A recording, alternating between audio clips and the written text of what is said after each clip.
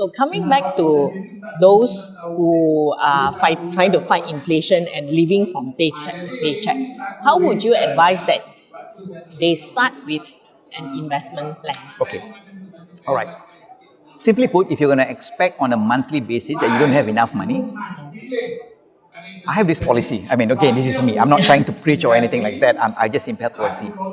If you want to invest or save for that matter, you don't wait at the end of the month to see what's left, then decide how much to save or invest. At the beginning of the month, when you get your paycheck, put aside X amount. It could be 50 ringgit. It doesn't matter. But put aside 50 ringgit and say, this is for investment, and then live off the rest. Okay? And that's the discipline I instill to myself and to my children. You know, the first thing you get from my own allowance I give them, put aside X amount. Okay, and then live off the rest. Okay, and that's number one. But if you can't even have that, I mean, once a year, if you do get bonus, that's when you need to really put aside some money and start to invest. Okay. Nowadays, although the minimum investment in most unit trusts is 1,000 ringgit, you do have options to lower that as well. Just talk to your financial planner or financial advisor. You will find options to start lowering. But the best trick in investing is not to do it one time. It's to do it through a regular investment plan. And I've been a very strong believer on regular investment plan. I do invest, but you know, when you have the big ticket item, once in a while you do invest, but then you always top it up with something regular. It could be just 50 ringgit or 100 ringgit a month, but keep doing it. And then you'll have an average investment rather than, you know, a lump sum investment that may go up or may go down. Okay, that's one formula. That's very, very good advice, you know, especially for the youngsters. If you cannot start big, you can start small. You can actually have a jar as well. One of the Gen Z actually shared with us that she will put in 5 ringgit notes. If she see a 5 ringgit note, she will put in a jar. Yeah. Then when she accumulate enough, then she will begin with the investments, like you say, Correct. in unit trust. Correct. A 50 ringgit exactly. investment size. Try not to think big when it comes to investing. Oh, I need to have 10,000 ringgit to start investing. No, that's a myth. And try your best not to borrow money to invest. Totally agree. Okay? Yeah. So I don't believe in borrowing to invest. That is a double-edged sword that can just, you know, you can win big or you can lose big. Okay? There's a lot of risk on that. So save your money and then invest from there. Okay? And that's the only formula that I can say that works. But never, ever, ever think investment as a short-term instrument. That's trading. You want to trade, that's short-term. You go to the market, you can get money within, you know, if you're good at it, maybe even a couple of weeks or even a couple of months and make money. But investing is always for the long-term.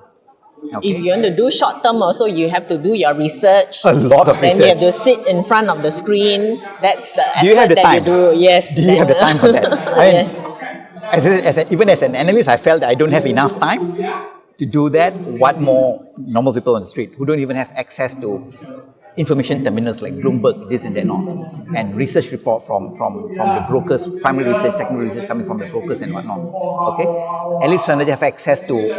Fund manager have even access to the CFO and the CEO of the company that they recommend or they invest in. If they need to call up and say what's happening in the company, they can. But if you're investing 1,000 ringgit in, say, Maybank, for example, do you think you can pick up a phone and call the CEO of Maybank and say, hey, what's happening on your company, right? Yeah. You won't have that access. Obviously not. Okay. And also, like, you know, good companies, for example, very simple, the Nestle stock also. Yeah. I won't be able to afford an Nestle stock myself.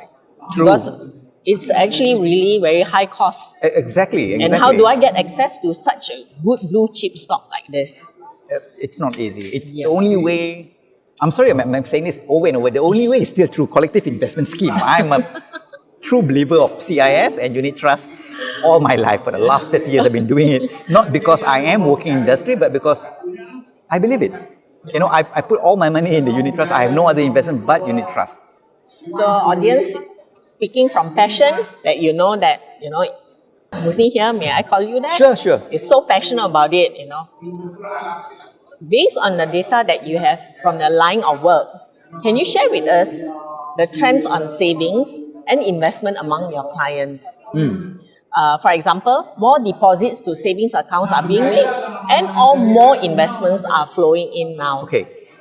For today, I'm going to pick one segment. I won't be able to talk about the entire bank and how much saving and deposit that they have, but I'll just pick one segment, which is the mass segment.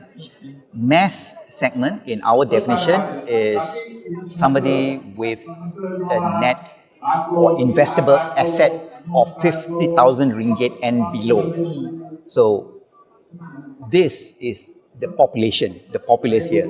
50,000 ringgit and below. At the bank, it is 8 million accounts. So you have 8 million Malaysians in Maybank that has 50,000 ringgit and below.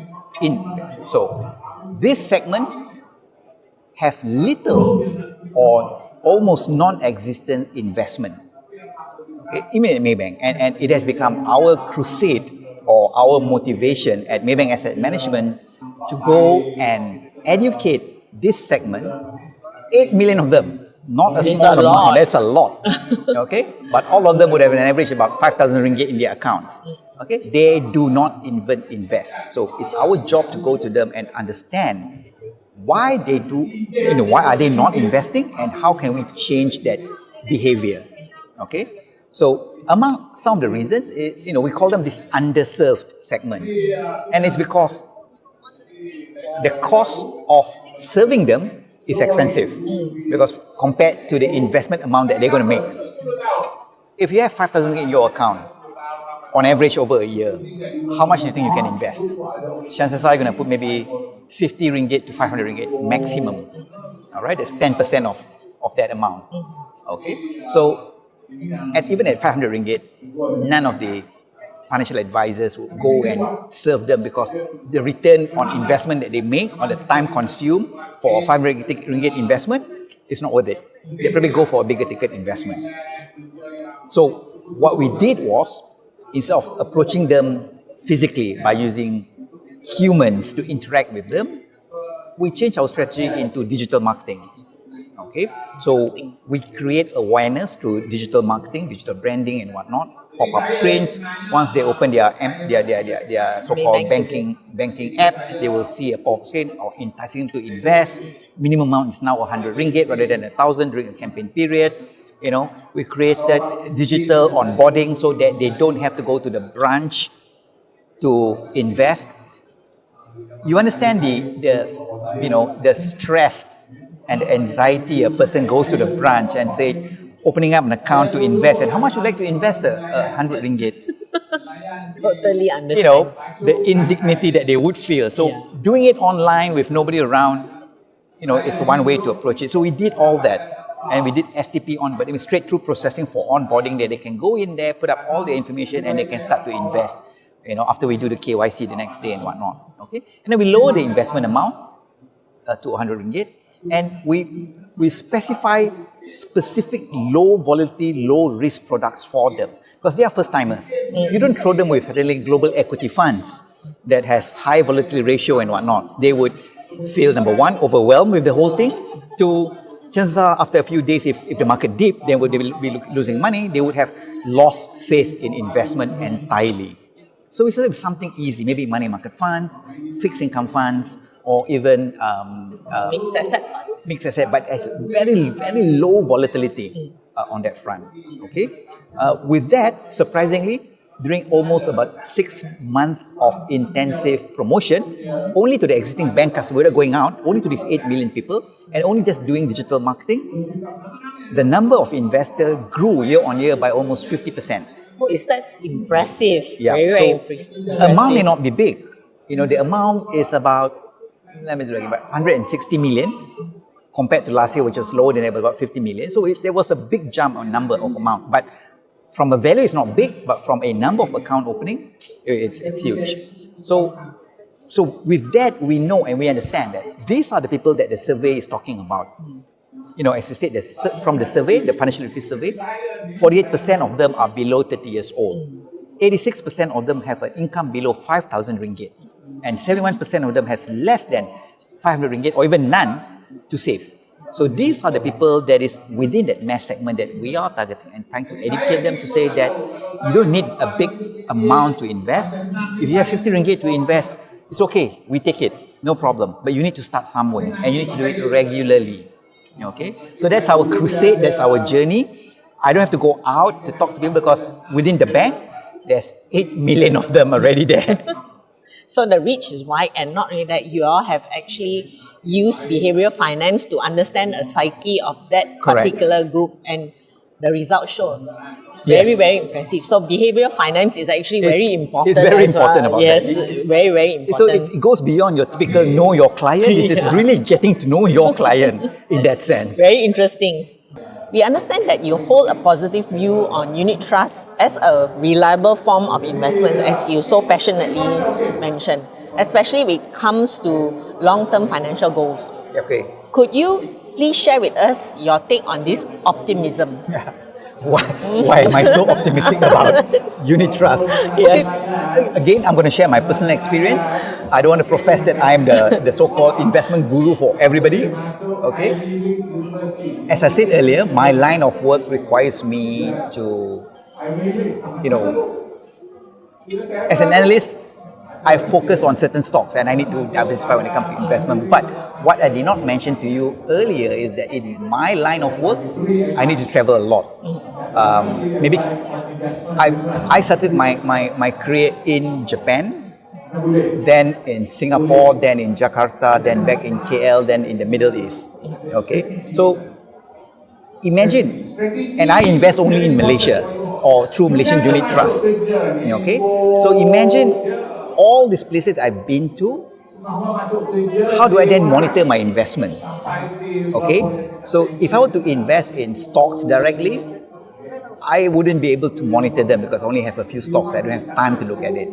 And because of my nomadic lifestyle, moving all over the place, I felt that I need to get professional help in investing. And that is true. And I don't have 4 to 5 million to give to a fund manager. So unit trust is what it is. But I'm also wary because I am investing towards my long-term retirement, and therefore I have that pathway of 10 to 20 years to invest. Now, I don't have the luxury to monitor my investment, therefore, at best I can look at it once or twice a year. Therefore, I need the diversification, and unit trust to me is the best solution. Now, when it comes to picking which unit trust, it's a combination between two things. Between your long-term growth, which is in my case retirement, and what is the flavor of the day. So I have what we call a strategic asset allocation and I have a tactical asset allocation.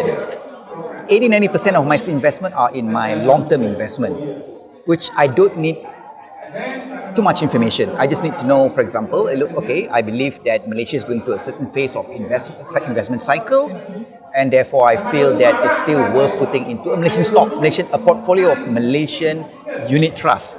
Who does that anymore? But believe it or not, I made money from that. Okay? I believe so. I made money looking at the index also on the performance. You would have made money. Yes. So keep it simple. Just say that, okay, I want growth stocks because I believe in growth in Malaysia back then. This was 15 years ago. I believe in the growth in Malaysia. I put money in growth. I put some money in and then the cyclical I would go into, cyclical is the way you need to have a look. You can't just buy and leave it there and expect to make money. So you have to look at it at least every quarter and look, am I making the right calls and whatnot? But this is only 10% of my investment. And I go dabble into sometimes into real estate investment, REITs, sometimes I dabble into technology, sometimes I dabble into consumer, but it's a cyclical thing. But the long term has only been two things. Either it's growth or value. Okay? Now, when you invest, in my case, I invest everything in Malaysia back then. I had nothing outside. And there wasn't, if you look at my age, you would know probably in those days, there are not too many global funds. Yes. Okay? There were only Malaysian funds. Correct. But nonetheless, it's all about knowing your horizon, how long you want to invest, and investing it and sticking to it. Most people, I think, what they did was they give up too soon. when it comes to investment. Just because the valuation dropped by 10% or even 20%, they felt that I need to restructure my portfolio and whatnot. In the stock market, even at unit trust level, it may drop to even 10-15%, depending if you're going for growth stocks, you may find that. But remember, if you look at the pathway of 10, 15 to 20 years, chances are you'll still be able to make money. The formula is very simple. So long that, okay, this is my fault, no, it's not for everybody here. At the end of 10 years, have I doubled my money or not? You know, at the end of 20 years, have I doubled it again? So if I invest now, $1, it has to be $2 at the end of 10 years. It should be $4 at the end of 20 years. So technically, that's resulting in a 7% compounded return year on year, which in my mind is sufficient to beat inflation.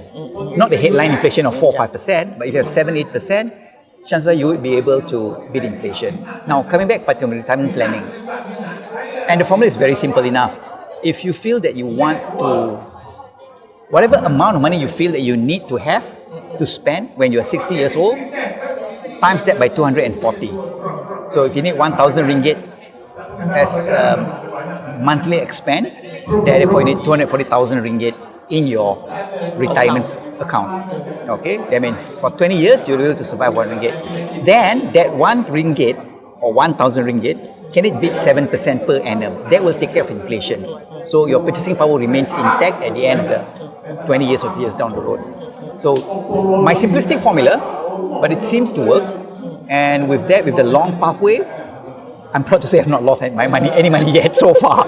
Knock on wood, but I've not lost anything yet.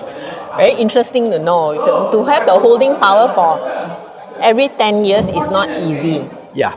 And do you actually look at your portfolio every 10 years or No. I look at it every year, but understanding what you're investing in is very important. Because as I said, when it comes to long-term strategy, I only have 2 principles.